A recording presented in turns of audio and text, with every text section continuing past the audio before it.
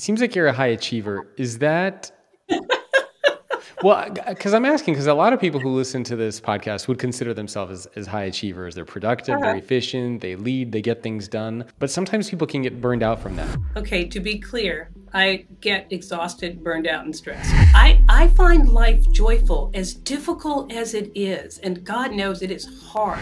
I love my job, but my job is not my life. A lot of people who listen to this podcast would consider themselves as high achievers. They're productive, they're Uh-huh. efficient, they lead, they get things done. But sometimes people can get burned out from that. It's a very hard thing to maintain, and sometimes it can take away from things that you're doing in your personal life.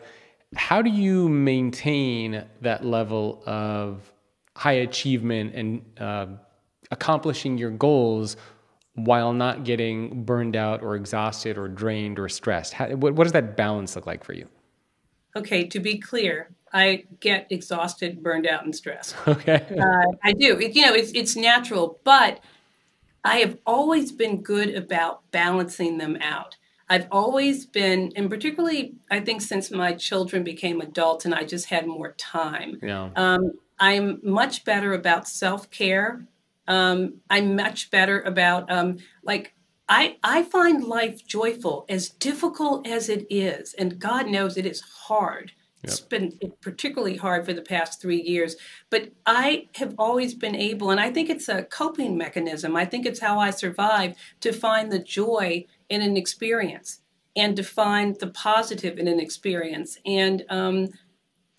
But I am able to balance. No one. Again. I've said before. I love my job, but my job is not my life. And even when I was raising my children, they were super important to me, but I couldn't raise them to believe that they were the center of the universe, because then they would be like little shitty people when they grew up. So, I couldn't do that either. But I'm greedy. I just figured out the answer to your question, Jacob.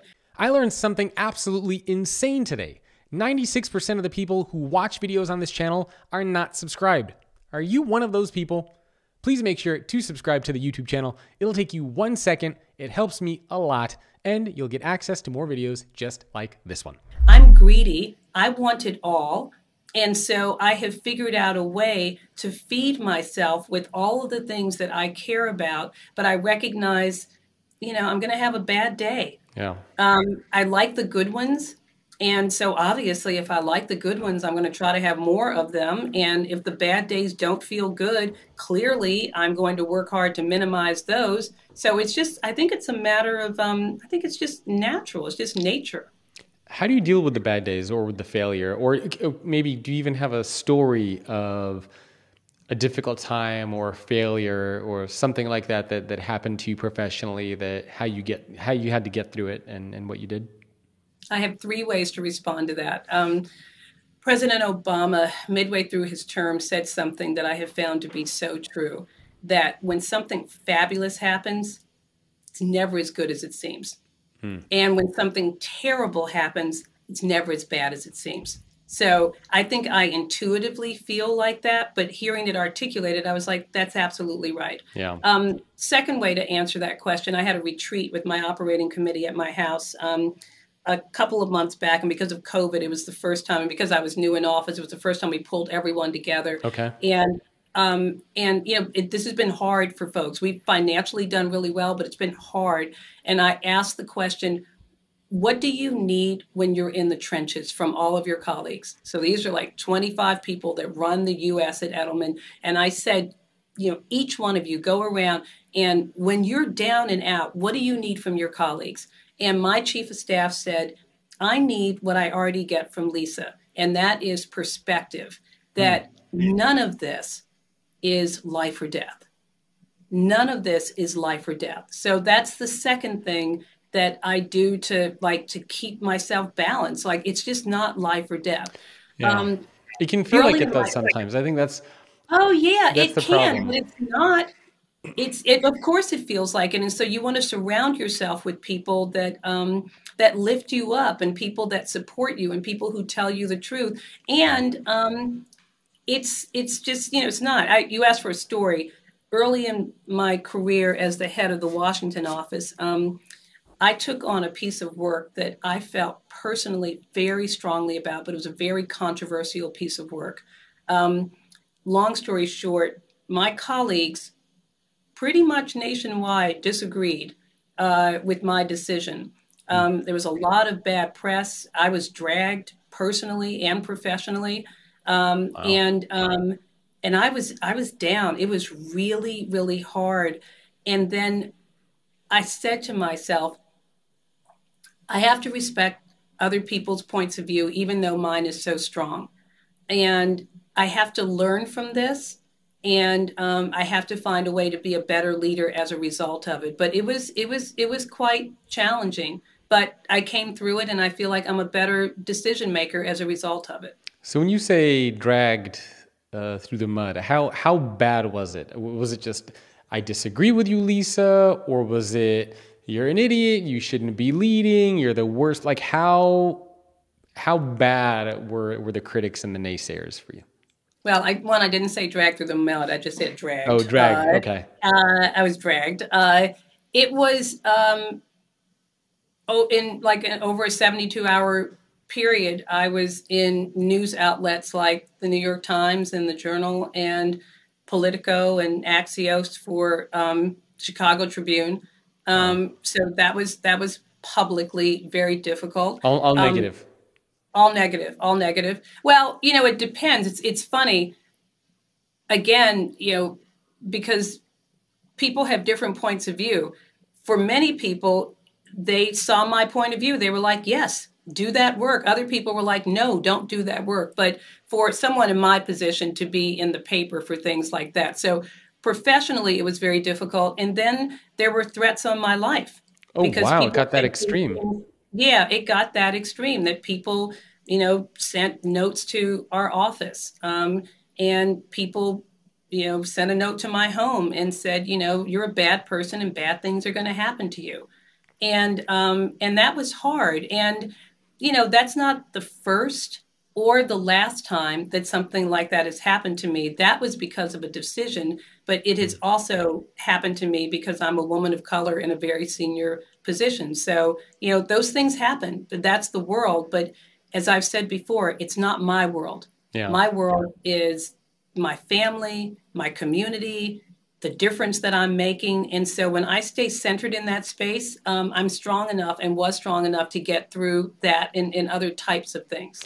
How do you stay centered in that space? Do you have practices, rituals that you use? Is it meditation? Like, um, how do you make sure that you have that in that perspective?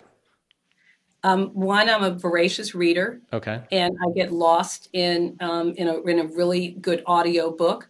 Non-business book or business book? No, Jacob, you could name every business book that's been on the New York Times bestseller, and I promise you I've not read one of them. Okay. But you go to the other side of that list about what everybody else is reading, I promise you I probably have read all of those. Hmm. So I am a voracious reader. I spend a lot of time with my family. I live in a beautiful place, and so I hike a lot. I go to the beach when I can. I have an extraordinarily wonderful group of friends that I enjoy. And this is so lame, and I'm not going to look at my marketing person who's sitting across from me during this. I shop. I shop. Like it's my retail, like serious retail therapy. I Yeah. shop.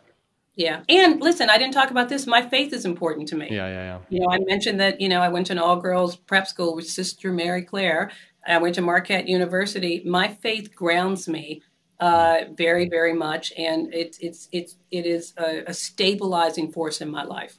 And do you have any particular rituals or practices that you do? For example, do you make a priority to always do a date night or to do dinners with family together or to be out of work at a certain time? Or do you do you control and plan those days like that?